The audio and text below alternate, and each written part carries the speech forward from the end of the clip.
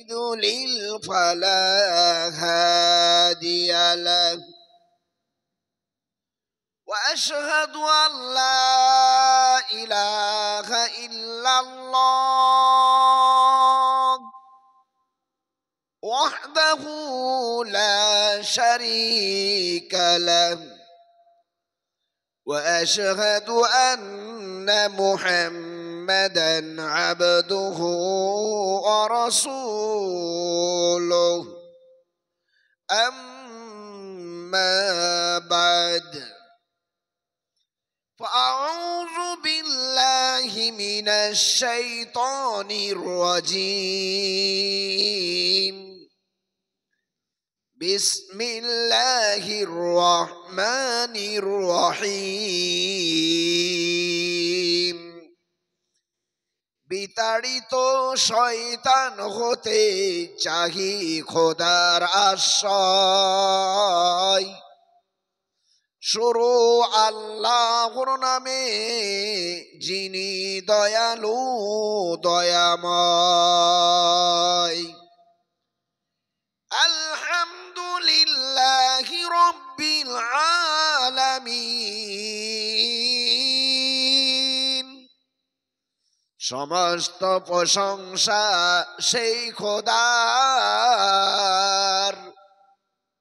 পালক যিনি সারা দুনিয়ার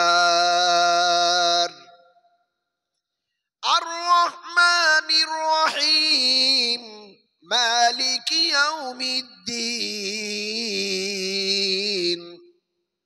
বড় দয়াময় অতি দয়ালু বিচার দিনের তিনি প্রভু ইয়্যাকা না'বুদু ওয়া ইয়্যাকা নাস্তাঈন তোমারি মোরা করি উপাসনা তোমারি সাহায্য করি প্রার্থনা ইহদিনাস সিরাতাল মুস্তাকিম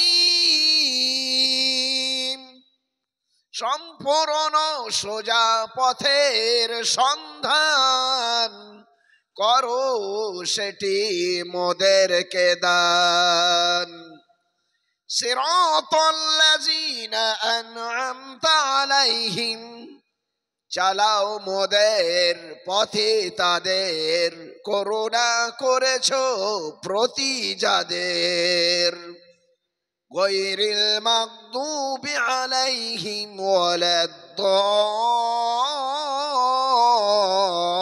ওয়ালাদ-দাল্লিন চালায়ো না ওই কুপথে অভিশপ্ত পথ ভ্রষ্টরা জাগাতে আল্লাহুম্মা আমিন রব্বি জিদনি ইলমা রব্বি শরহ লি সাদরি ويسر لي أمري واحلل عقدة من لساني يفقه قولي اللهم إني أحمدك وأستعينك على الخطاب بالحكمة والموعظة الحسنة اللهم صل على محمد وعلى آل محمد كما صليت على إبراهيم وعلى آل إبراهيم إنك حميد مجيد اللهم بارك على محمد وعلى آل محمد كما باركت على إبراهيم وعلى آل إبراهيم إنك حميد مجيد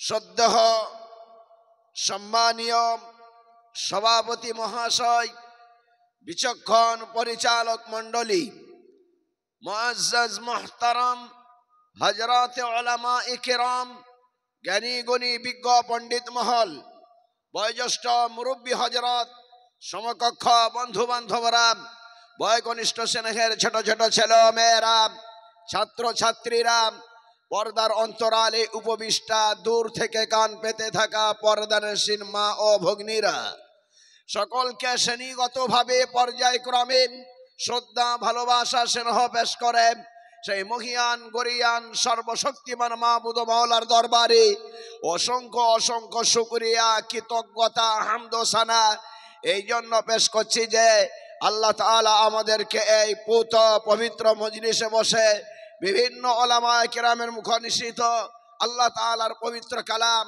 রাসূল করিম সাল্লাল্লাহু আলাইহি সাল্লামের পবিত্র হাদিস শোনার, জানার এবং পরবর্তীকালে মানার সুবর্ণ সুযোগ বা তৌফিক দান করেছেন বা করছেন।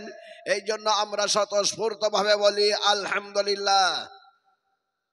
মুহতারাম ও মুকাররম, আপনারা অনেক শান্তির বাণী শুনেছেন। ইসলামে শান্তির কথা, ন্যায় পরায়ণের কথা, আত্মীয়তা রক্ষার কথা, মানবতার কথা, প্রেম প্রীতি উদারতা ভ্রাতৃত্বের কথা আছে। এই দিকে মানুষ যখন দেখে তখন ইসলামের সান্নিধ্যে আসে, ইসলামের মায়ার জালে জড়িয়ে যায়, ইসলামকে গ্রহণ করে নেয়। কিন্তু কিছু মানুষ তারা ইসলামের বদনাম রটানোর জন্য নানান কৌশল অবতরণ করেছে। যেমন প্রথম মুসলমানকে ঢেলা মারব, সে যখন তার প্রতিবাদ করবে ওটাকে ফটো করব, ফটো করে ওটা নেটে ছাড়ব আর দেখিয়ে দাও মুসলমানরা সন্ত্রাসী। এ একটা গভীর চক্রান্ত। কেন? দুনিয়ার মানুষ কোরআন হাদিস গবেষণা করছে, তারা বোকা নয়, তারা দেখছে পৃথিবীতে যত ইজম ছিল সব ইজম শান্তি দিতে পারেনি, ইসলাম ইজম সারা পৃথিবীতে শান্তি দিয়েছে এবং তারা 1000 বছর পর্যন্ত সুপ্রিম পাওয়ার থাকাকালীন ইসলামকে সারা পৃথিবীর মানুষের ওপরে চাপিয়ে না দিও, সারা পৃথিবীতে তারা শান্তি বজায় রেখেছিল। ওই শান্তির যুগটাকে আবার পৃথিবীতে ফিরিয়ে দেয়া হবে, বলুন ইনশাআল্লাহ। আজকে যেটা সুপ্রিম পাওয়ার আছে, আন্তর্জাতিকতা আছে, যে দেশে লিডার কান্ডি যারা করছে ওই দেশের মতো ইসলামের সারা পৃথিবীতে আন্তর্জাতিকতা ছিল।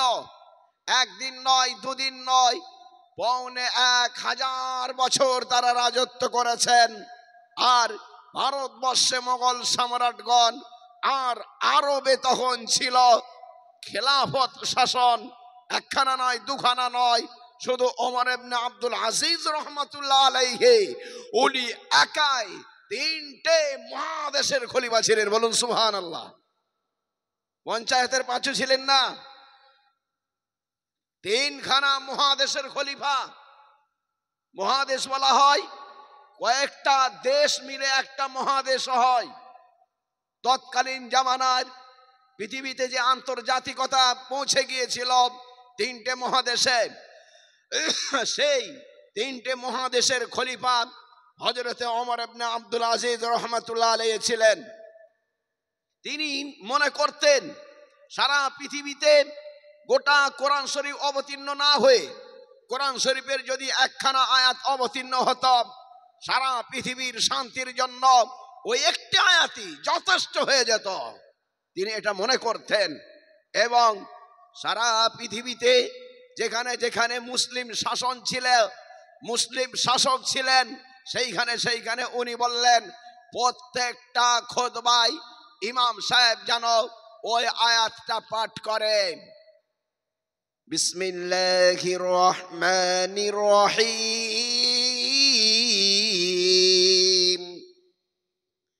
ইন্নাল্লাহা ইয়া'মুরু বিল আদল।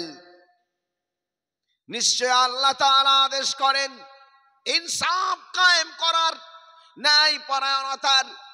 দুনিয়ার মানুষ তোমরা ইনসাফ কায়েম করো, ন্যায় পরায়ণতা করো। আব্বা যদি ন্যায় পরায়ণতা করে ওই বাড়িতে কোনোদিন অশান্তি হতে পারে না। রাজা যদি ন্যায় পরায়ণতা করেন তবে দেশেতে অশান্তি হতে পারে না।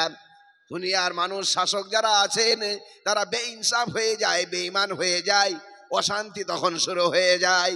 বড়রা করে কি, ন্যায় পরায়ণতাকে হটে এক পেশে হয়ে যায়, আর নিজের পক্ষ থেকে যখন অত্যাচার শুরু করে দেয় নিম্নের মানুষগুলো তখন আইন অমান্য করে আর অশান্তি শুরু হয়ে যায়।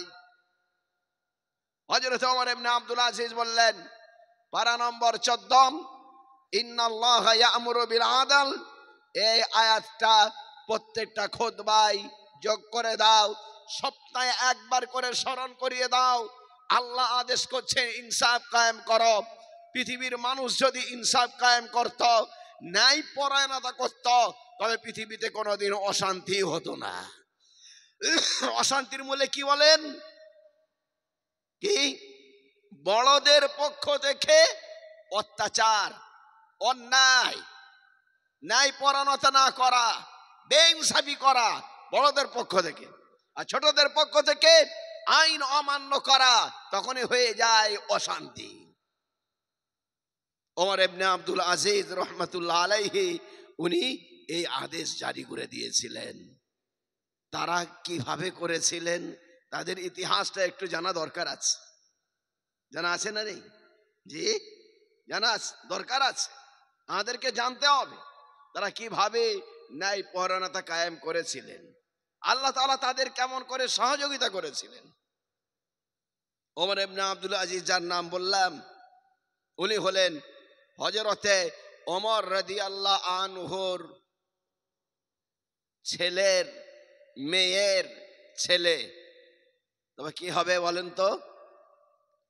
ছেলের মেয়ের ছেলে, পড় নাতি, তাই না? পড় নাতি। হযরত ওমর রাদিয়াল্লাহু আনহু উনি একটা স্বর্ণ যুগ কায়েম করেছিলেন। তারপরে 100 বছর পর নানার এই গদিতে, পড় নানা হবেন, পড় নানার এই গদিতে আবার বসেছিলেন। ওনার আশ্চর্য ঘটনা লেখা আছে, ওমর রাদিয়াল্লাহু আনহুর আশ্চর্য ঘটনা লেখা আছে, তারা কেমন করে ন্যায় পরায়ণতা করেছেন। ওমর ইবনে আব্দুল আজিজ রহমাতুল্লাহ আলাইহি ঘটনা কিতাবের ভিতরে উল্লেখ করা আছে। ওমর রাদিয়াল্লাহু আনহুর ঘটনা হাদিসের ভিতরে উল্লেখ করা আছে। নানার ঘটনাও বলা হবে আর পড়পোতার ঘটনাও বলা হবে। নানা হলেন ওমর রাদিয়াল্লাহু আনহু, তিনি হলেন মুলহাম ব্যক্তি। আল্লাহ রাসূল সাল্লাল্লাহু আলাইহি সাল্লাম যখন কোনো ফয়সালা করতেন, বিচার করতেন, মাশওয়ারা করে নিতেন।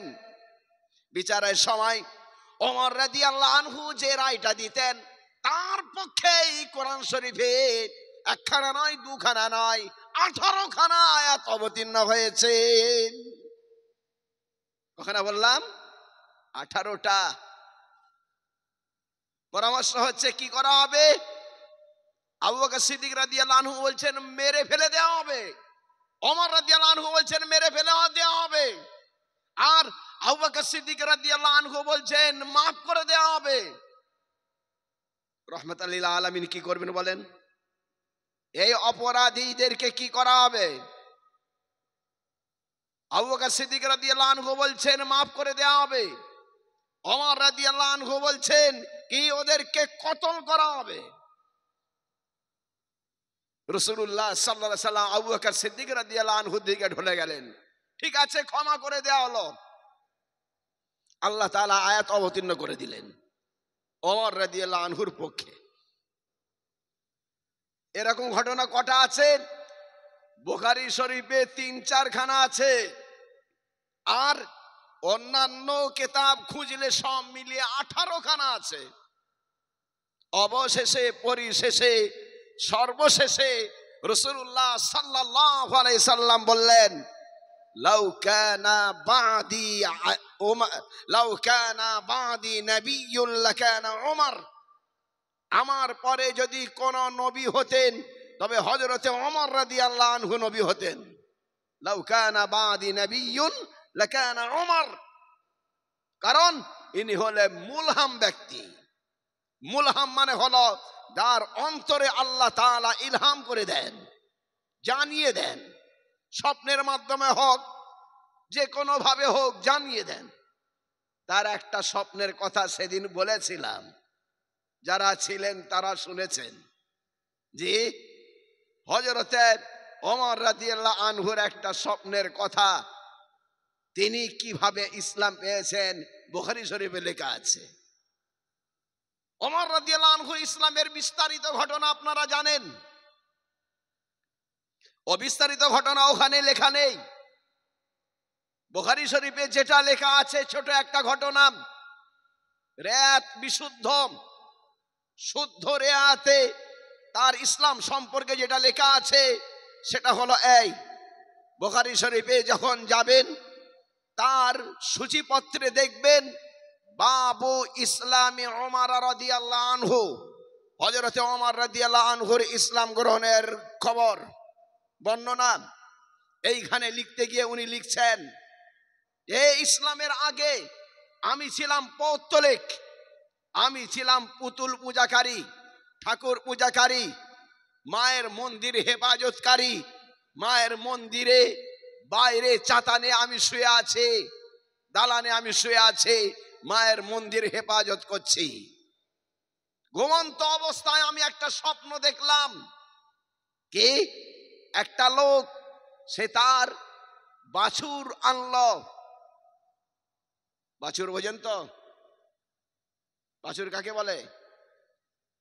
জি, কার বাচ্চাকে বলে? গরুর। হযরতে ওমর রাদিয়াল্লাহু আনহু বলছেন, আমি ঘুমিয়ে আছি, মন্দিরের বাইরে দালানে মায়ের মন্দির হেফাজত করছি, স্বপ্ন দেখছি একটা লোক বাছুর আনলো, এনে জবাই করলো। জবাই করার পরে তো লোক সব গোল হয়ে দাঁড়িয়ে দেখছে, কিন্তু ওই মরা বাছুরের পেট থেকে একটা আওয়াজ আসছে। আওয়াজটা হলো এই, ইয়া জালি আমরুন নাজি রাজুলুন ফাসিহ ইয়াকুলু লা ইলাহা ইল্লাল্লাহ। হে বলিদাতা, শোনো মুক্তির কথা। বলছেন একজন স্পষ্টভাষী, ভাষাটা হলো আল্লাহ ব্যতীত কোনো উপাস্য নাই।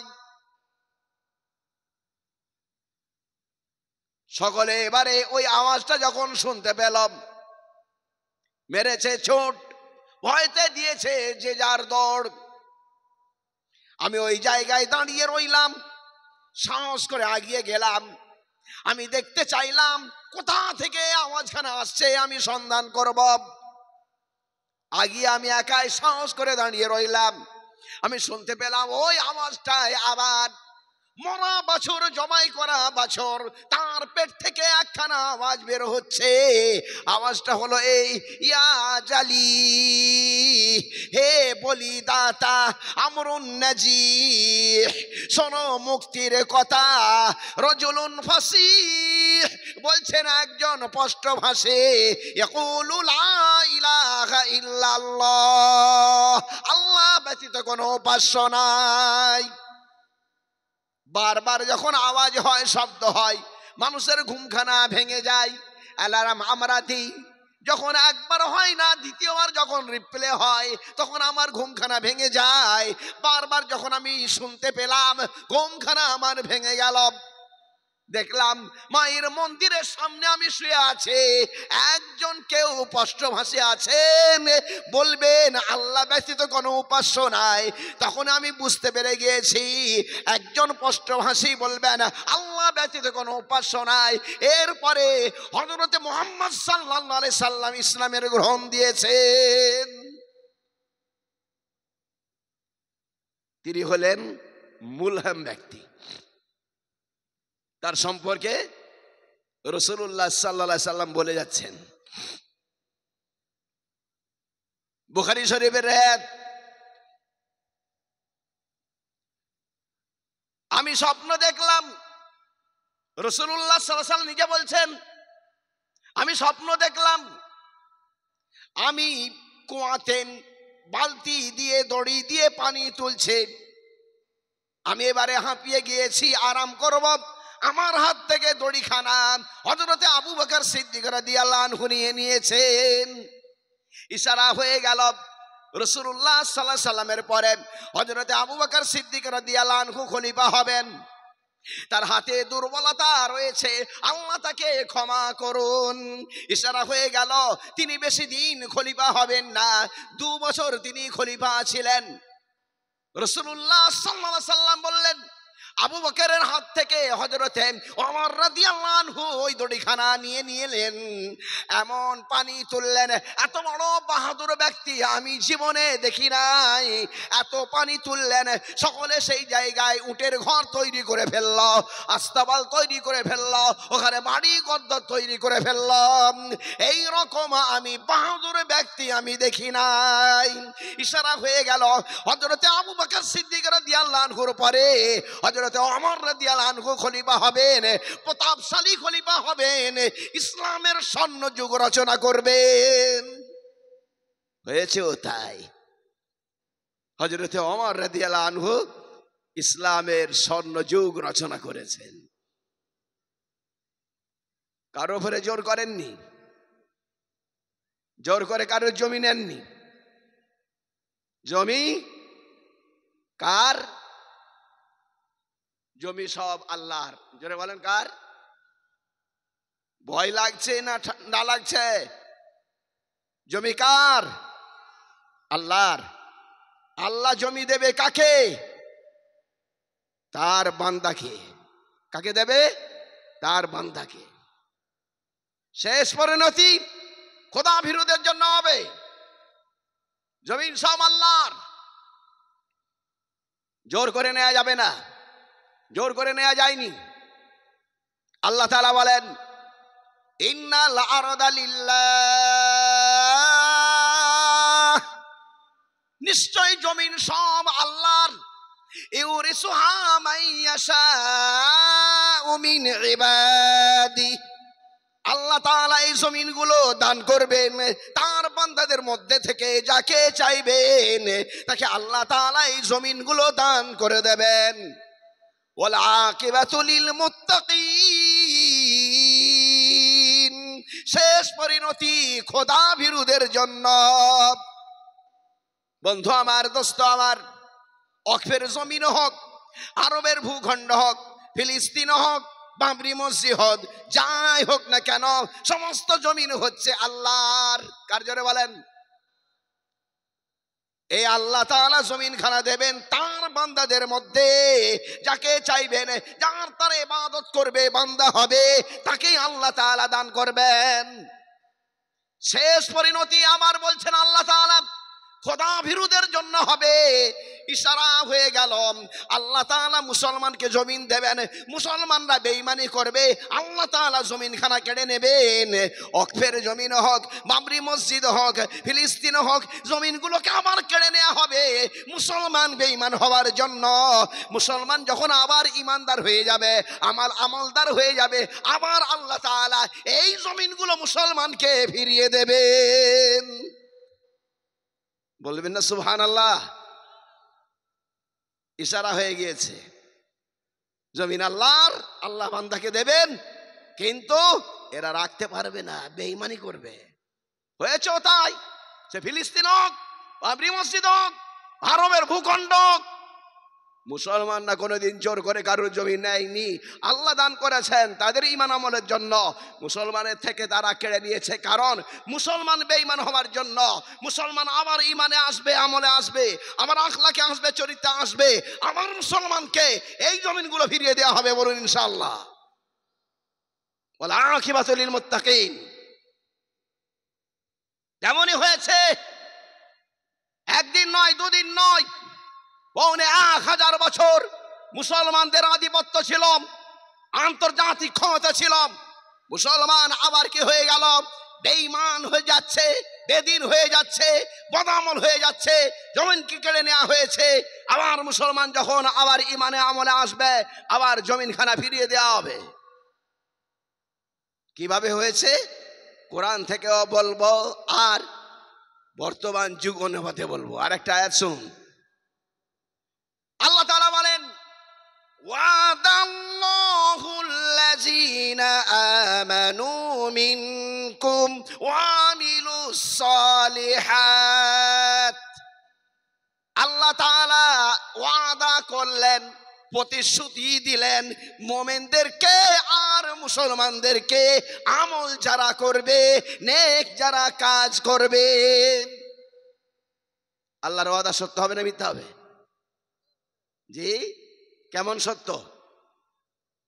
ধ্রুব সত্য, চির সত্য। ওয়াদাটা কি? লা ইস্তাখলিফান্নাহুম ফিল আরদ। আল্লাহ তাআলা মুমিনদের সঙ্গে, আমল আলাদের সঙ্গে ওয়াদা করলেন, অবশ্যই অবশ্যই সারা জমিনে মালিকানা রাজত্ব আল্লাহ তাআলা বলছেন, আমি আল্লাহ তাআলা অবশ্যই অবশ্যই মুসলমানদেরকে রাজত্ব দান করব। বলবেন না সুবহানাল্লাহ? লাম তাকিদ, নুন তাকিদ। আলেমরা এটা বুঝবেন, যারা মাওলানা পড়েন, প্রথম একটা কিতাব পড়েন মিজান, ওই কিতাবের ভিতরে আছে লাম তাকিদ, নুন তাকিদ, মানে হলো অবশ্যই অবশ্যই, লা ইস্তাখলিফান্নাহুম ফিল আরদ, অবশ্যই অবশ্যই আল্লাহ তাআলা এই জমিনের মালিকানা দান করবেন মুমিনদেরকে, মুসলমানদেরকে, আমলওয়ালাদেরকে, সারা দুনিয়ার রাজত্ব দান করবেন। এরপরে আবার বলে দেয়া হলো, কামাস্তাখলাফাল্লাযীনা মিন ক্বাবলিকুম, যেমন করে ইতিপূর্বে দেয়া হয়েছে তেমন করেই ভবিষ্যতে আবার দেয়া হবে। তবে ইতিপূর্বে মানে আমিও, তবে ইতিপূর্বে আজকের যুগ অনুপাতে সাহাবাদের যুগটা নেব, রাসূলুল্লাহ সাল্লাল্লাহু আলাইহি সাল্লামের যুগেতে নবী এবং রাসূল তার আগে যারা ছিলেন তাদের যুগটা নেওয়া হয়েছে। কথা বুঝতে পারলেন কিছু? সারা দুনিয়াতে মালিকানা রাজত্ব দেয়া হবে মুসলমানদেরকে, যেমন ইতিপূর্বে ছিল। যেমন ইতিপূর্বে ছিল মানে কি? এর দুটো ব্যাখ্যা করলাম। আজকের যুগ অনুপাতে ভবিষ্যতে দেয়া হবে, যেমন সাহাবাদেরকে, যেমন মোগল সম্রাটদেরকে, যেমন আরবের খলিফাদেরকে দেয়া হয়েছিল। আর রাসূলুল্লাহ সাল্লাল্লাহু আলাইহি ওয়াসাল্লাম জামানায় কোরআন অবতীর্ণ হয়েছে। তাদের ইতিপূর্বে মানে কি? তার ইতিপূর্বে মানে তার পূর্বে যারা নবী ছিলেন, সারা পৃথিবীতে রাজত্ব করেছেন, তাদেরকে যেমন দেওয়া হয়েছে।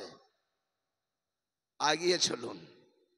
বলেছে আমি জমিন আল্লাহর, বান্দাকে আল্লাহ তাআলা দান করবেন, বান্দা বেঈমানি করলে কেড়ে নেবেন, আমার বান্দাকে দেওয়া হবে ঈমানে আমলে ফিরে আসলে।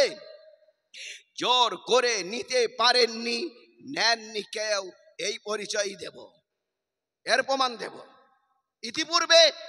ইতিপূর্বে তবে দুটো আমি ঘটনা বলে দিই। আমি বলেছি একটা, সেটা হলো সাহাবাদের যুগ, রাসূলুল্লাহ সাল্লাল্লাহু আলাইহি সাল্লামের জামানায়, আর একটা সেটা হলো তার আগের যুগ। তো দুটো যুগের কথা আমি বলবো এবার, অসুবিধা নেই তো? হযরত ওমর রাদিয়াল্লাহু আনহু এবারে খলিফা হয়ে গেছেন, হাজিরি দিতে আরম্ভ করেছেন। আব্দুল্লাহ আছো লাব্বাইক, নামাজের পরেতে হাজিরি নিচ্ছেন। আব্দুর রহমান আছো লাব্বাইক, অমুক আছো নেই। কেন নেই? তার শরীর খারাপ না ঈমান খারাপ? একটু তবে আমি গবেষণা করব, একবার তদন্ত করব। যে লোকটা ছিল, যে লোকটা ছিল না, তাকে গিয়ে বলে দিল, ভাই রে, নামাজ পড়তে গিয়েছিলাম, নতুন খলিফা ওমর রাদিয়াল্লাহু আনহু নামাজ পড়ার পরেতে আমাদের হাজিরি নিয়েছেন। আমার ছিলাম লাব্বাইক বলেছে, তুমি ছিলে না, লাব্বাইক বলো নাই। তোমার ব্যাপারে বলেছেন এর ঈমান খারাপ না শরীর খারাপ, খোঁজ নেওয়া হবে। বলুন, সে লোক আর দুর্বলতা দেখাবে? ওমর রাদিয়াল্লাহু আনহু যিনি কথায় কথায় তলোয়ার তুলতেন, দানি ইয়া রাসূলুল্লাহ আজরিব উনুকা হাযাল মুনাফিক, হুজুর ছেড়ে দিন, এই মুনাফিকের গর্দানটা উড়িয়ে দিই। সেই লোক আজকে একা। এখানে আবু বকর নেই রাদিয়াল্লাহু আনহু, এখানে রাসূলুল্লাহ নেই সাল্লাল্লাহু আলাইহি সাল্লাম। ওমর রাদিয়াল্লাহু আনহু স্বয়ং একা চালিয়ে দেবেন, এই জন্য সকলে এসে গিয়েছে মসজিদে। মসজিদ এবার যদি সকলে আসে, মসজিদে নববী ভরে গিয়েছে। আজকের মসজিদে নববী ভেতরে 8 লক্ষ, বাইরে 8 লক্ষ লোক নামাজ পড়বে। 16 লক্ষ লোক, 16 লক্ষ লোক নামাজ পড়ার মতো মসজিদে নববী। আর হযরত রাসূল সাল্লাল্লাহু আলাইহি সাল্লামের জামানায়, ওমর রাদিয়াল্লাহু আনহুর জামানায় হাজার খানেক নয়, কয়েক শত মাত্র মানুষ সেখানে নামাজ পড়তে পারত। এইবারে উনি হাজিরি নিতে আরম্ভ করেছেন মসজিদে নববীতে। যারা নেই তারাও এবারে আসতে আরম্ভ করে দিয়েছে, মসজিদে আর জায়গা হচ্ছে না। ওমর রাদিয়াল্লাহু আনহু এবারে চিন্তা ভাবনা করলেন, মসজিদকে বাড়াতে হবে, সংস্করণ করতে হবে। পাশে জায়গা কার? রাসূলুল্লাহ সাল্লাল্লাহু আলাইহি সাল্লামের চাচা হযরত আব্বাস রাদিয়াল্লাহু আনহুর জায়গা। ওমর রাদিয়াল্লাহু আনহু তার বাড়িতে গিয়েছেন। বাড়িতে গিয়ে বলছেন, ভাই আব্বাস, জমিন আপনার? বলে হ্যাঁ, মসজিদে জায়গা হচ্ছে না, মসজিদটা বাড়াতে চাই, এই জন্য জায়গাটা বিক্রি করে দিন। উনি বললেন, না, বিক্রি করব না। ওমর রাদিয়াল্লাহু আনহু তিনি বললেন, তবে বিক্রি করবেন না তো দান করে দিন। উনি বললেন, না, দানও করব না। ওমর রাদিয়াল্লাহু আনহু বললেন, বিক্রি করবেন না, দানও করবেন না, তবে আমার মাথায় আর একটা কথা আসছে, সেটা হলো আপনি মুতাআল্লি হয়ে যান, দায়িত্ব নিন, দায়িত্ব গ্রহণ করে আপনি মসজিদে জায়গার ব্যবস্থা করে দিন। আব্বাস রাদিয়াল্লাহু আনহু বললেন, ওটাও নেব না। ওমর রাদিয়াল্লাহু আনহু বললেন, আর কোনো কথা আমার মাথায় আসছে না, এই তিনটের মধ্যে কোনো একটা গ্রহণ করতে হবে। হয় আপনাকে বিক্রি করতে হবে, তা না হলে দান করতে হবে, তা না হলে দায়িত্ব গ্রহণ করতে হবে, তা না হলে কালকে আপনার নামে কেস হবে। আব্বাস রাদিয়াল্লাহু আনহু বললেন, আমাকে গরম দেবেন না। কার ইজলাসে হবে বলেন? আগামীকাল আপনি চলে যাবেন উবাই ইবনে কাব রাদিয়াল্লাহু আনহুর বাড়িতে, তার ইজলাসে আপনার নামে কেস করব আমি। হযরত আব্বাস রাদিয়াল্লাহু আনহু উবাই ইবনে কাবের বাড়ির সামনে গিয়ে দাঁড়িয়ে আছেন।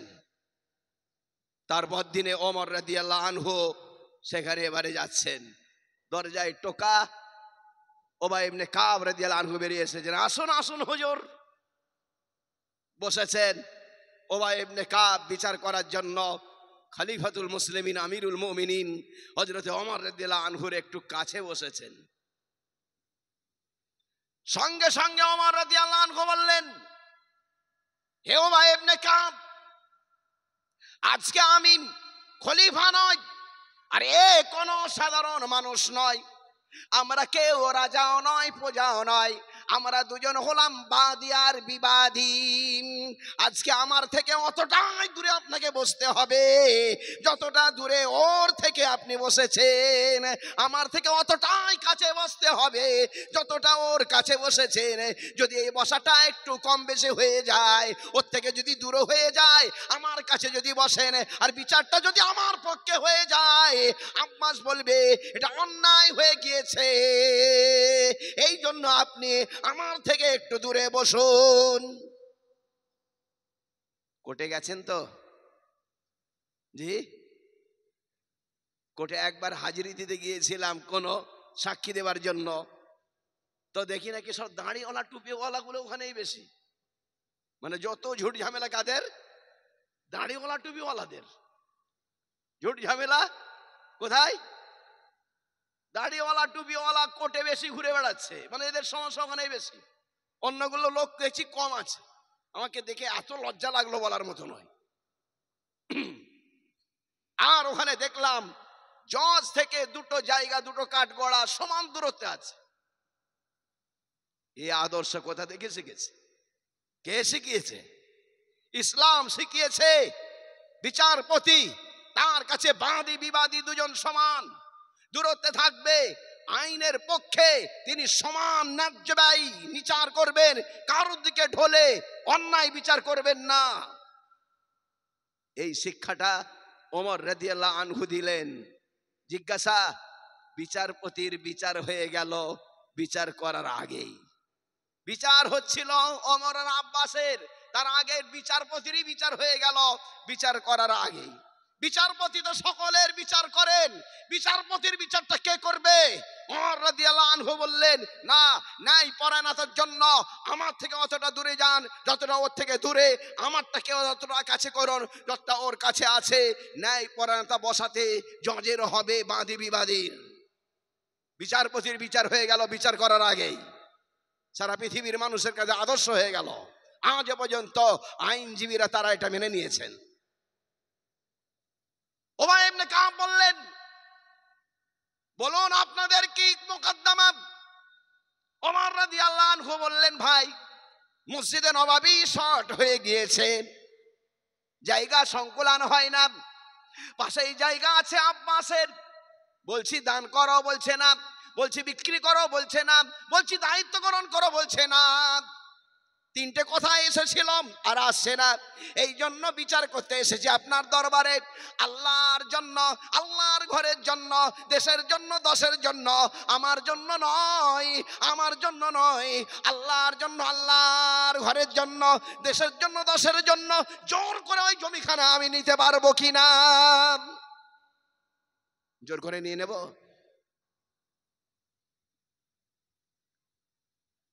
কি করবেন উবাই ইবনে কাব বিচারপতি? একদিকে রাজা, একদিকে প্রজা। রাজা মসজিদের জন্য চাইছে, নিজের জন্য নয়। উবাই ইবনে কাব রাদিয়াল্লাহু আনহু মাথা ঝুঁকিয়েলেন, ঝুঁকি নিয়ে খানিকক্ষণ চিন্তা ভাবনা করলেন। এরপরে বললেন, আমিরুল মুমিনিন খলিফাতুল মুসলিমিন, ভালো করে শুনে নিন, আল্লাহর জন্য হোক, আল্লাহর ঘরের জন্য হোক, দশের জন্য হোক, দেশের জন্য হোক, জোর করে আপনি কোন প্রজার এক ফোঁটাও জায়গা নিতে পারবেন না। বলবেন না সুবহানাল্লাহ? ওমর রাদিয়াল্লাহু আনহু বললেন, আপনার বিচারটা আমার শিরোধার্য, আমি মাথায় করে ওটাকে মেনে নিলাম, অস্বীকার করছি না। হাকাম তাবিল কিতাব আমি সুন্নাহ, আপনি এই কিতাব থেকে না সুন্নাত থেকে বিচারখানা করেছেন, আপনার বিচারটা কিতাবুল্লাহ থেকে, কোরআন শরীফ থেকে, নাকি সুন্নাতে রাসূলুল্লাহ হাদিসের কোন অংশ থেকে? কোথা থেকে করেছেন? মূল ফর্মুলা সকলের জানা আছে, ইন্নাল্লাহা ইয়া'মুরু বিল আদল। প্রত্যেক খুতবাতে, প্রত্যেক সপ্তাহে ইমাম সাহেব বলে দেন, ও নামাজি নামাজ পড়তে এসেছো, বাড়িতে গিয়ে গন্ডগোল করবে না। ইন্নাল্লাহা ইয়া'মুরু বিল আদল, নিশ্চয় আল্লাহ তাআলা ইনসাফ কায়েম করার জন্য বলেন। ও ফর্মুলা তো জানা আছে। আপনি যেটা ধারাটা দিচ্ছেন, আল্লাহর জন্য, আল্লাহর ঘরের জন্য, দেশের জন্য, দশের জন্য, রাজা হয়েও মসজিদের জন্য আমি কারোর জমি নিতে পারবো না, বিক্রিও করতে পারবে না, জোর করে নিতে পারবো না, এটা কোথা থেকে পেয়েছেন? মসজিদে নববীর ঘটনার ভিতরে আরো একটা ঘটনা, এইখানে আবার ফিরে আসতে হবে। মসজিদে নববী থেকে চলুন কোথায়? জেরুজালেম, ফিলিস্তিন, প্যালেস্টাইন, ইহুদিদের কবজার। মসজিদের নাম কোরআন শরীফে আছে আল মসজিদুল আকসা। দ্বিতীয় নাম বাইতুল মুকদ্দাস, তৃতীয় নাম বাইতুল মাকদিস। এটা কে কায়েম করেছেন? হযরতে সুলাইমান আলাইহিস সালাম। উবাই ইবনে কাব রাদিয়াল্লাহু আনহু বলছেন, আমিরুল মুমিনিন, খলিফাতুল মুসলিমিন, ভালো করে শুনে নিন, আপনার থেকে বড় বাদশা তিনি হলেন সুলাইমান আলাইহিস সালাম। আপনি হলেন একজন সাহাবী, আর উনি হচ্ছেন কি একজন নবী। আপনি হচ্ছেন মসজিদে নববীর আর আরবের এক জায়গার, আর উনি হচ্ছেন কি সারা দুনিয়া তিনি রাজা হয়েছেন। রাজা হওয়ার পরে তো চিন্তা ভাবনা করলেন আল্লাহর জন্য একখানা ঘর কায়েম করব। এই জন্য একখানা ঘর কায়েম করার জন্য মসজিদে আকসাতে উনি ভিত্তি স্থাপন করলেন। যার জমি তার কোনো খোঁজ খবর উনি নিলেন না। রাসূলুল্লাহ সাল্লাল্লাহু আলাইহি সাল্লামের মুখে শুনেছি হযরতে সুলাইমান আলাইহিস সালাম এক হাঁটু ভিত্তি স্থাপন করলেন, দেওয়ার তুললেন, রাত্রি যাপন করলেন। সকালবেলা গিয়ে দেখেন কে ভেঙে দিয়েছে। দ্বিতীয় দিন আবার মিস্ত্রি লাগালেন, মজবুতির সঙ্গে দেওয়াল তুললেন, রাত্রি যাপন করলেন। সকালবেলা গিয়ে দেখে কে ভেঙে দিয়েছে। তৃতীয় দিন আবার মিস্ত্রি লাগালেন, আবার রাত্রি যাপন করলেন। এক হাঁটু এক কোমর দেওয়াল তুলেছেন। সকালবেলা গিয়ে দেখে কে ভেঙে দিয়েছে। হযরতে সুলাইমান আলাইহিস সালাম আল্লাহর দরবারে দুখানা হাত তুলেছেন আর বলছেন, আল্লাহ সারা দুনিয়ার আমি রাজা, জমিন সব আমার, আমি তো তোমার জন্য একখানা ঘর করছি, ওটা কে ভেঙে দেয়? চোরখানা একটু ধরিয়ে দাও। আল্লাহ তাআলা বলছেন, চোর কি ধরাবো, আমি আল্লাহ তাআলা নিজেই ওটাকে ভেঙে দিয়েছি। আল্লাহ তুমি ভেঙে দাও, তোমার জন্য ঘর করিয়া তুমি ভেঙে দাও। হ্যাঁ ভেঙে দিই। কেন? আল্লাহ তাআলা বললেন, এই জমিখানা যার মালিকটা যে ও বেচারা বড় গরিব মানুষ, তুমি রাজা হয়েছো ঠিক কথা, কিন্তু জমির আসল মালিক যার ছিল ওই মানুষটাকে তুমি জিজ্ঞাসা করো নাই, তাকে ডাকো নাই, তার কাছ থেকে অনুমোদন নাও নাই। এই জন্য ওই মানুষটা আসতে পারে না। আমি আল্লাহ তাআলা তার পক্ষ থেকে ভেঙে দিয়েছি। ওকে রাজি করাও, ওকে সন্তুষ্ট করাও, ওকে অনুমোদন নাও, তারপরে তুমি ভিত্তি স্থাপন করবে, তা না হলে আমি ভেঙে দেব। ঘটনা কোথায় লেখা আছে? উসদুল গাবা খণ্ড নম্বর 2।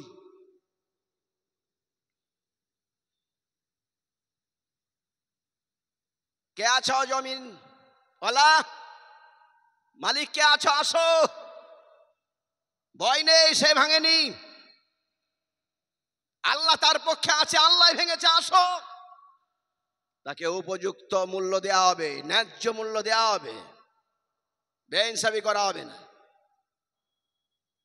লোকটা এবারে সাহস করে এসেছে, আল্লাহ আমার পক্ষে আছে, আমি ভাঙিনি, আমাকে ন্যায় পয়সা দেওয়া হবে। এসেছে, জমি তোমার? বলে হ্যাঁ। কত দরকার?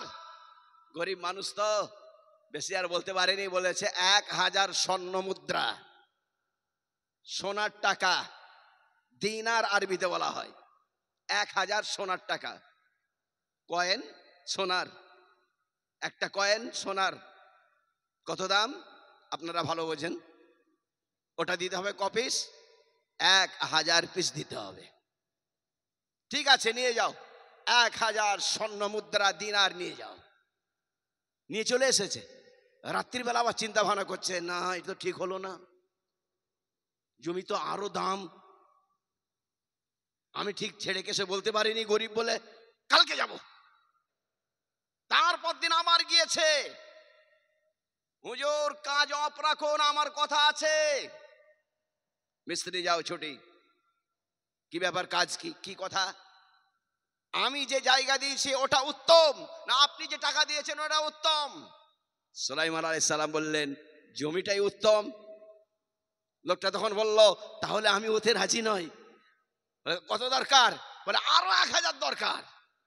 আবার 1000 সোনার টাকা, কয়েন, মুদ্রা, এটা আবার 1000 নিয়েছে। রাত্রিবেলা এসে আবার চিন্তা ভাবনা করছে, না হলো না, আগামীকাল আবার যাব। তৃতীয় দিন আবার এসেছে, এসে বলছে, হুজুর আমার জমিটা উত্তম না আপনার দেয়া টাকাটা উত্তম? বলে জমিটাই উত্তম। বলে তবে ওতে আমি রাজি নয়। কত দরকার?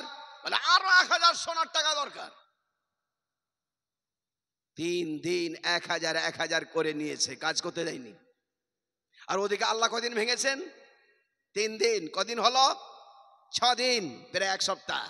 আবার এসেছে, এসে বলছে হুজুর ওই টাকায় আমি রাজি নই। হযরত সুলাইমান আলাইহিস সালাম বললেন রোজ রোজ পাঁয়তারা করলে হবে না, ঝেড়ে কেসে আজকে তুমি বলে দাও তোমার যত টাকা দরকার, যত সোনা দরকার, যত রূপো দরকার, যত দিনার দরকার, তুমি ঝেড়ে কেসে বলে দাও। আজকে শর্ত করো আগামীকাল তুমি এসে কোনো কথা বলতে পারবে না, নিঃশর্ত দিয়ে তুমি চলে যাও। আগামীকাল তুমি আসবে না, এটা আগে বলো। লোকটা বলল আগামীকাল আসবো না। বলো এবারে তুমি কত নিতে চাও, একটু ঝেড়ে গেছে বলে দাও। ওই লোকটা বলল আমি আর 1000 সোনা দিনার নয়, এবারে আমি নেব 12,000 সোনার তাল। তাল নেব, টাকা নয়, কয়েন নেব না, তাল নেব। আর কত? 12,000। হযরত সুলাইমান আলাইহিস সালাম বললেন 12,000 সোনার তাল বস্তা বন্দি করো। বস্তা বন্দি করা হলো 12,000 সোনার তাল। উট ডেকে আনা হলো, উটের পিঠে চাপিয়ে দেওয়া হলো, উটের দড়িখানা ওর হাতে ধরিয়ে দেওয়া হলো। 12,000 সোনার তালের বস্তাগুলো উটের পিঠে আছে, আর উটের দড়িগুলো পাকিয়ে ওর হাতে ধরিয়ে দেওয়া হলো। আর বলা হলো আগামীকাল তুমি আসতে পারবে না, যাও, চলে যাও। লোকটা বড় আনন্দ চিত্তে চলে গিয়েছে। হযরত সুলাইমান আলাইহিস সালাম তিনি মনে করে আরে আমি হলাম রাজা, সারা দুনিয়ার রাজা, পঞ্চায়েতের পাঁচুও নয়, আমি হলাম কি সারা দুনিয়ার রাজা।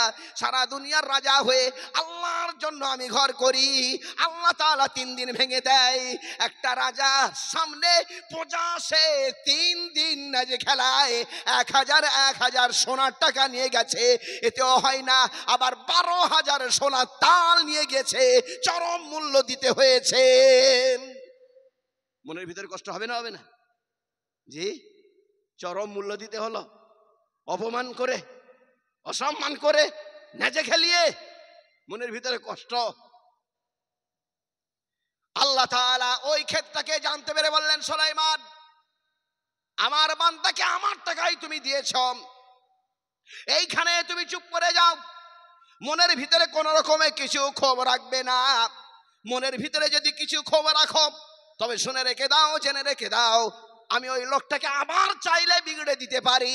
ওই লোকটা যদি আমার বিগড়ে যায়, আমার ওর পক্ষ থেকে আমি ভেঙে দিতে পারি। হযরত সুলাইমান আলাইহিস সালাম জোর করে নিতে পারেননি। হে আমিরুল মুমিনিন, আপনি কেমন করে জোর করে নেবেন?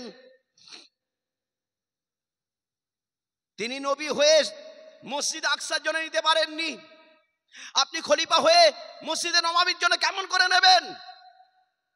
নিতে আপনি পারবেন না। ওমর রাদিয়াল্লাহু আনহু মাথা নত করে মন খারাপ করে চলে গেলেন, যেমন করে হযরত সুলাইমান আলাইহিস সালাম মন খারাপ করে গিয়েছিলেন, তেমন করে আজকে হযরত ওমর রাদিয়াল্লাহু আনহু মন খারাপ করে চলে গেছেন। হযরত আব্বাস রাদিয়াল্লাহু আনহুর জয় হয়ে গিয়েছে। হযরত আব্বাস রাদিয়াল্লাহু আনহু উনি এবারে গিয়েছেন, তারপর দিনে গিয়ে হযরত ওমর রাদিয়াল্লাহু আনহুর বাড়ি থেকে টোকা দিচ্ছেন, আমিরুল মুমিনিন কে আব্বাস এসেছি কিসের জন্য?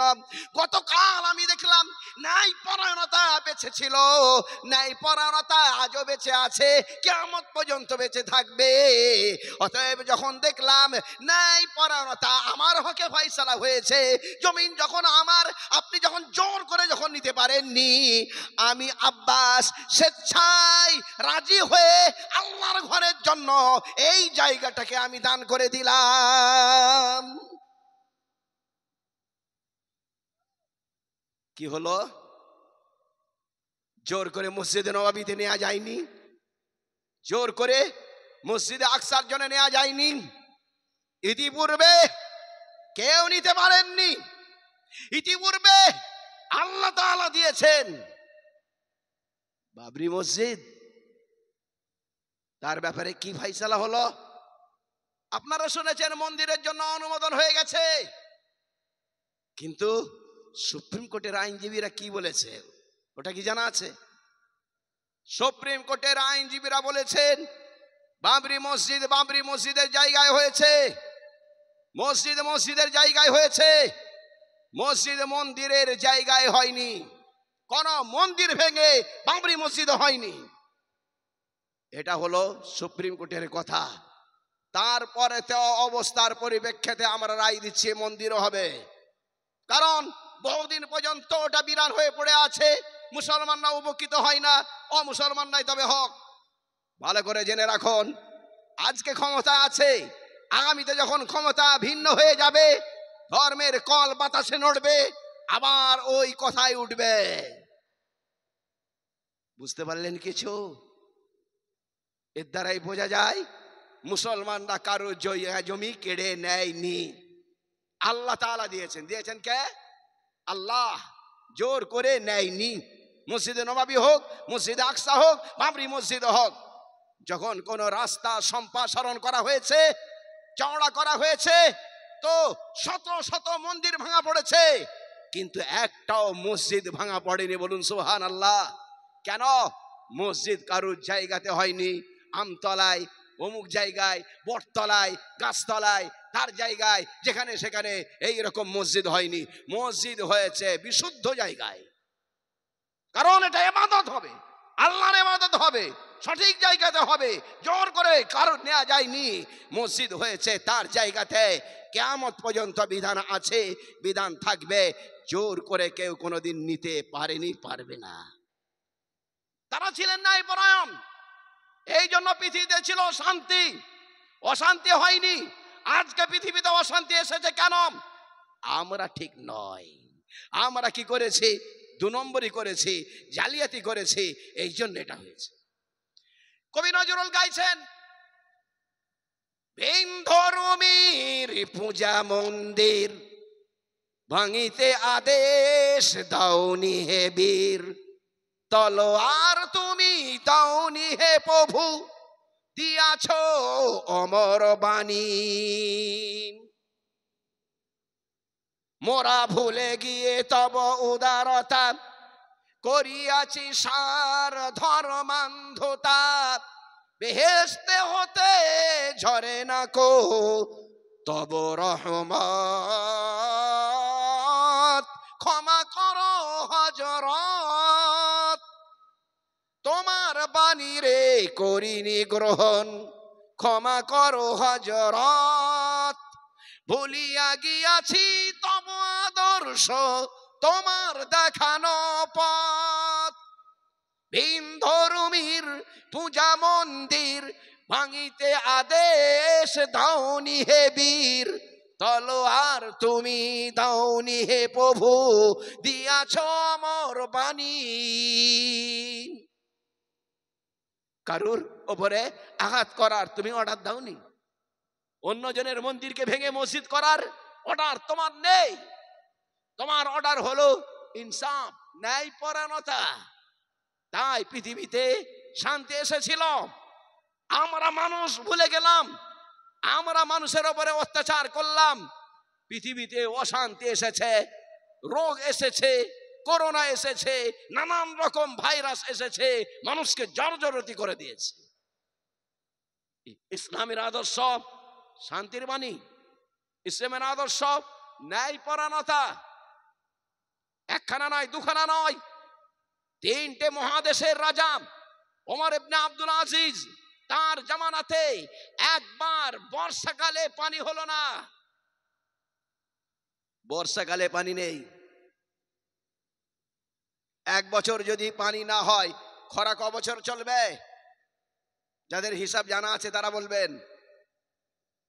সামনে বর্ষায় যদি পানি না হয়, তবে খরা কত বছর চলবে? 2 বছর। কি বললাম? একটা বর্ষায় পানি না হলে খরা ক বছর হবে? তার আগের 1 বছর, তার আরেক 1 বছর, ক বছর হবে? 2 বছর।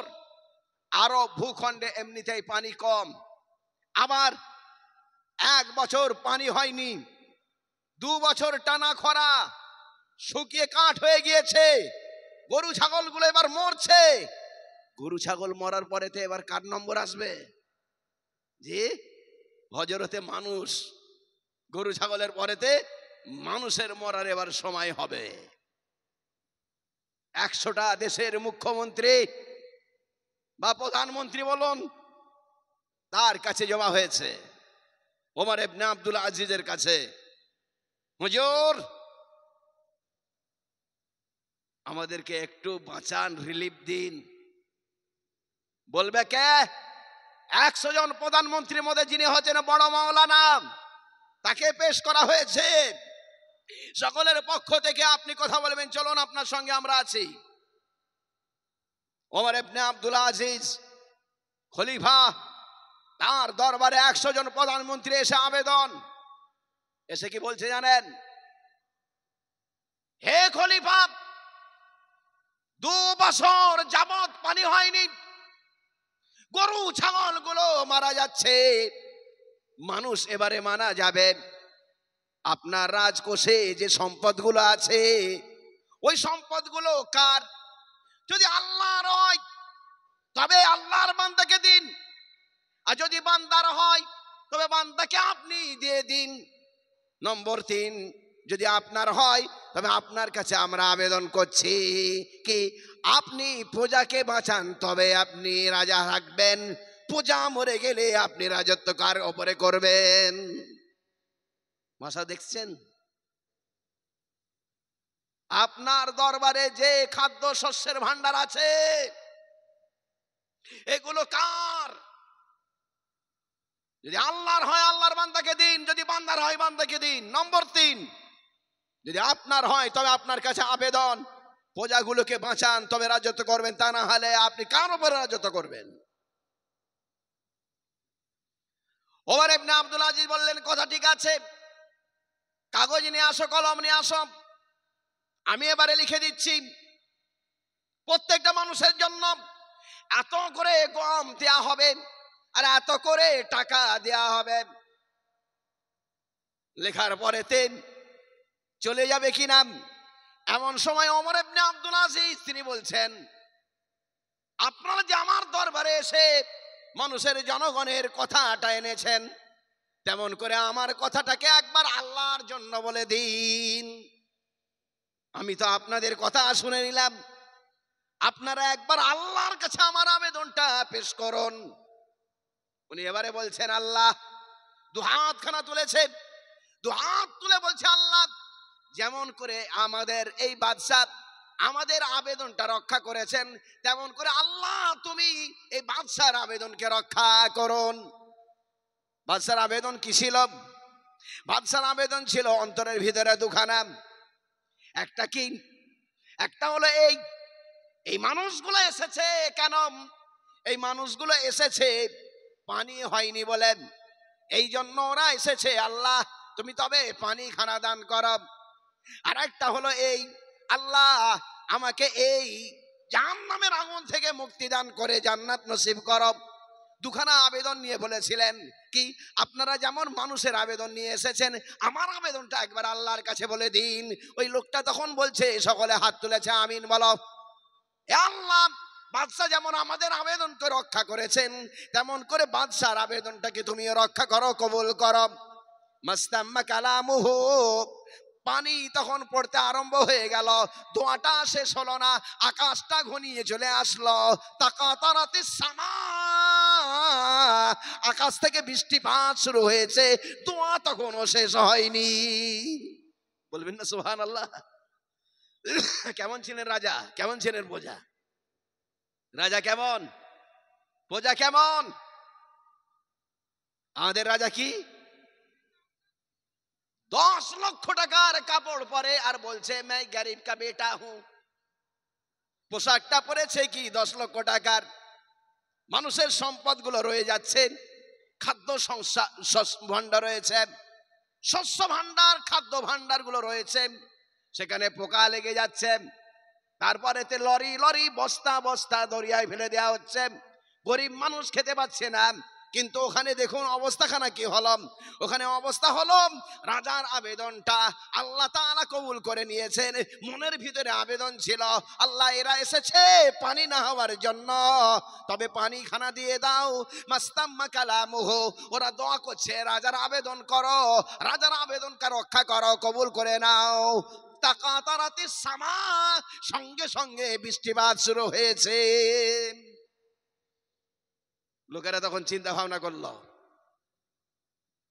আমাদেরকে যত করে গম দেয়া হয়েছে ওই গমগুলো তবে সব খেলে চলবে না, বরং কিছু খাবো আর কিছু চাষ করব। আল্লাহর মদদ এসে গেছে। পানি শুরু হয়েছে, 2 বছর পানি হয়নি।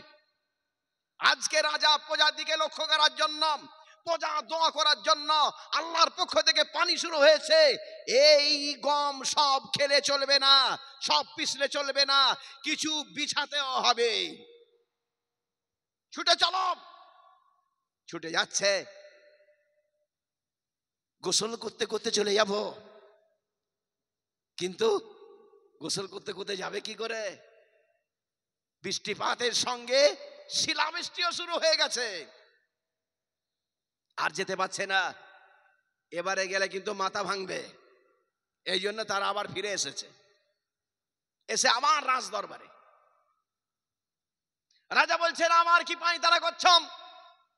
বলছে, হুজুর কোনো পায়তারা নয়, মনে করছিলাম গোসল করতে করতে চলে যাব। আপনি যা দান করেছেন অর্ধেকটা খাবো অর্ধেকটা বিছাবো, এই নিয়েতে আমরা যাচ্ছিলাম। কিন্তু পানি হচ্ছিল, পানি হতে হতে এবারে শিলা শুরু হয়ে গিয়েছে। শিলা বৃষ্টি পড়ছে, পাথর পড়ছে। পাথর বুঝতে পারছেন তো? স্টোন চিপ নয়, বরফ।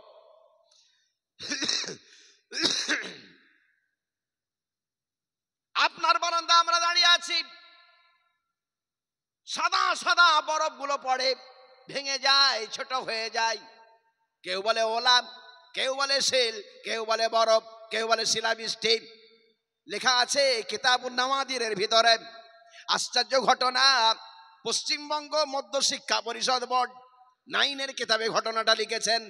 আমরা পড়েছিলাম কিতাবুন নাওয়াদিরের ভিতরে, এনারা লিখেছেন কোথায়? পশ্চিমবঙ্গ মধ্য শিক্ষা পরিষদের 9 কিতাবের ভিতরে লেখা আছে, বাংলায় অনুবাদ করা হয়েছে। ঘটনা হলো এই, ওরা তখন দাঁড়িয়ে আছে, অপর থেকে একটা বড় চাঙর পড়ে গেল।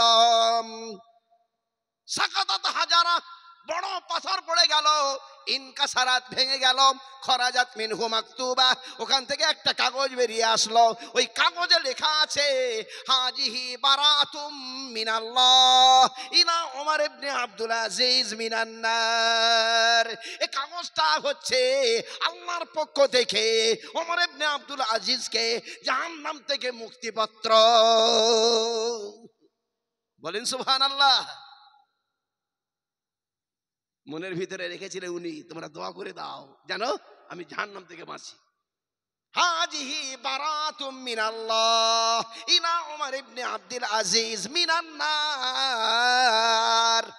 এই কাগজটা হলো আল্লাহর পক্ষ থেকে বাদশা ওমর ইবনে আব্দুল আজিজকে জাহান্নাম থেকে মুক্তিপত্র দেয়া হলো। কিতাবুন নাওয়াদিরে লেখা আছে। মধ্য শিক্ষা পরিষদের পণ্ডিতগুলো বাংলায় অনুবাদ করেছেন, ছাত্রছাত্রীদের জন্য দেখে নিতে পারেন। বন্ধু আমার, দোস্ত আমার, এরা ছিলেন রাজা, এরা ছিলেন প্রজা, এদের দোয়াখানা কবুল হয়ে যায়। এদের কার্যক্রম কেমন ছিল? আজকে সারা দুনিয়াতে অশান্তি কেন? অশান্তি হয়েছে বড়দের পক্ষ থেকে বেইনসাফি, আর বাচ্চাদের পক্ষ থেকে, ছোটদের পক্ষ থেকে আইন অমান্য। এই জন্য আল্লাহর পক্ষ থেকে আযাব এসে গিয়েছে সারা দুনিয়ায়।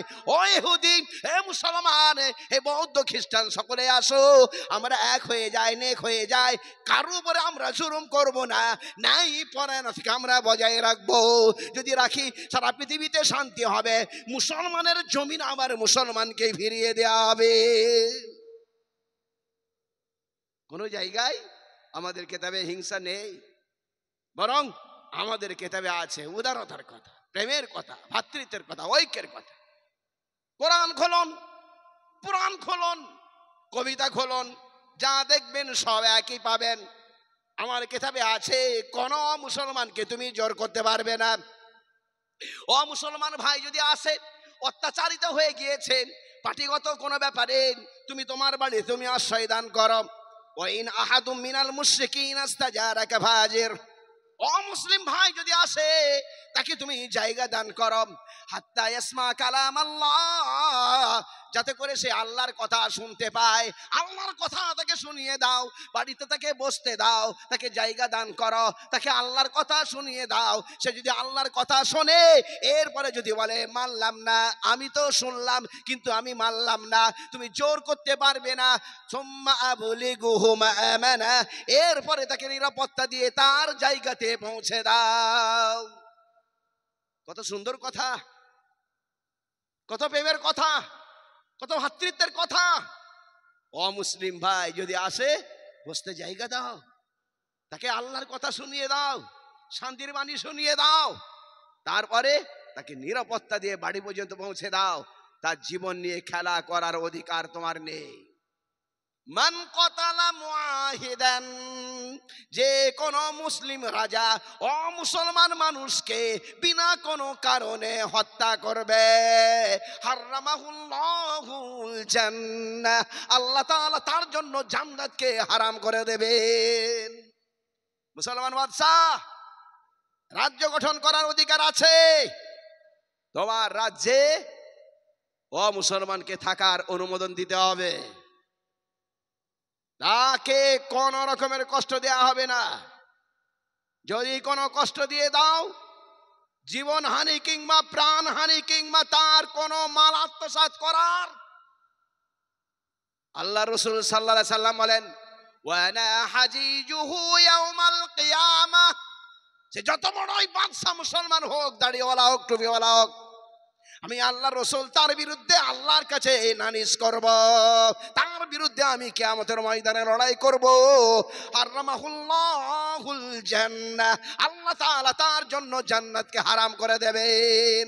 খবরদার, খবরদার, মুসলিম রাষ্ট্র হবার অধিকার আছে, কিন্তু অমুসলমানের উপরে জোর করার কোনো অধিকার নাই। কত সুন্দর কথা। নিরাপত্তা দান করো, কারোর উপরে তোমার কোনো অধিকার নেই জোর করে কারো জীবন কিংবা কিছু কেড়ে নেবার। একখানা নাই, দুখানা নাই, একখানা নাই, দুখানা নাই, অহরহ এরকম বানিয়ে দেয়া আছে। আল্লাহ তাআলাও বলেছেন, আল্লাহ রাসূল সাল্লাল্লাহু আলাইহি সাল্লাম তিনি করে দেখিয়েছেন। রাসূলুল্লাহ সাল্লাল্লাহু আলাইহি সাল্লাম আজীবন ইহুদিদের সঙ্গে লেনদেন করেছেন।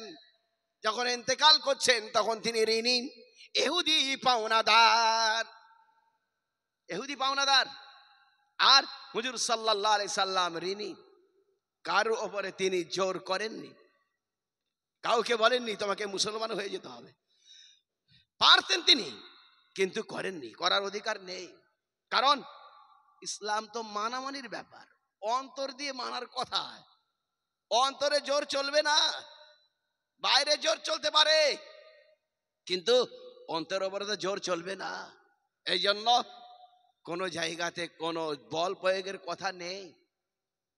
আয়াত আছে, সূরাও আছে, আয়াত আছে, সূরাও আছে। ছোট আয়াত আমার জানা আছে, লা ইকরাহা ফিদ্দিন, ধর্মে জবরদস্তি নাই, জোর করে কাউকে তুমি আনতে পারবে না। একজন মুসলমান নামাজ পড়ে, আর একজন মুসলমান নামাজ পড়ে না, তাকে বলছে ভাই চলো নামাজটা পড়ে আসি, বলে পরে যাবো। আরে চলো নামাজটা পড়ে আসি। তখন সে কি বলছে জানেন? বলছে লা ইকরাহা ফিদ্দিন, ধর্মে জবরদস্তি করতে নেই। দেখেছেন কোথাকার মশলা কোথায় ঢুকিয়েছে, কার বাঁশ কার পাছায় দিচ্ছে। দেখেন লা ইকরাহা ফিদ্দিন মানে কি? অমুসলমানকে মুসলমান করা যাবে না। ফি মানে ইন, ফি মানে আন্দার, মানে ভেতরে আনার জন্য জোর করা যাবে না। তুমি তো ভেতরে, তোমার উপরে জোর করা যাবে। বুঝতে পারছেন না?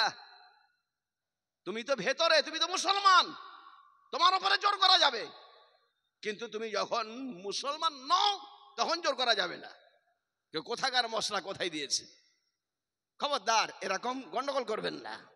মুসলমানের ওপর আর একটা মুসলমানের হক আছে, সে তার ওপরে আবেদন করতে পারে, সে জোরও করতে পারে, হ্যাঁ ভাই আমি আপনার বন্ধু, আপনার উপরে আমার এটা কি, আমার একটা ক্ষমতা, সেটা হলো আপনাকে জোর করেই মসজিদে আমি নিয়ে যাব, তার অধিকার আছে। জোর করতে গিয়ে লড়াই করা যাবে না, ওটা চলবে না, গণতন্ত্র রাষ্ট্র, ওটা যাবে না। কিন্তু সে অন্য জায়গায় একটা আয়াত এনে সে বলছে কি জোর করা যাবে না। কোথায় জোর করা যাবে, কোথায় জোর করা যাবে না আমাকে বুঝতে হবে।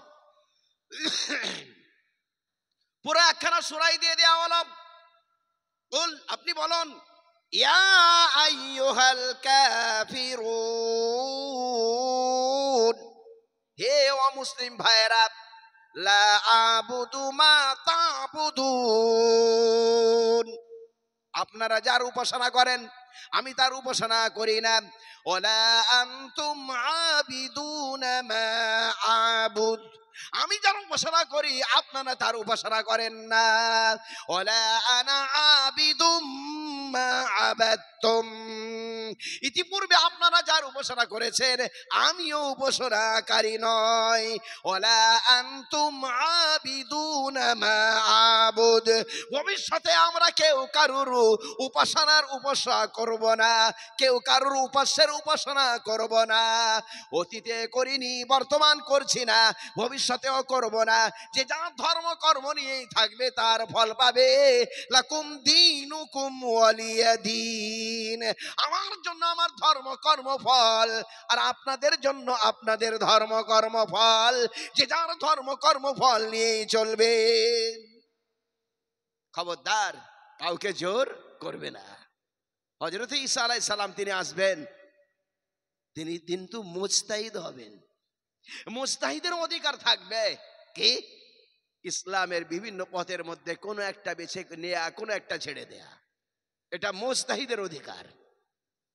হযরত ঈসা আলাইহিস সালাম তিনি আসবেন, এই ধর্ম নিয়েই থাকবেন।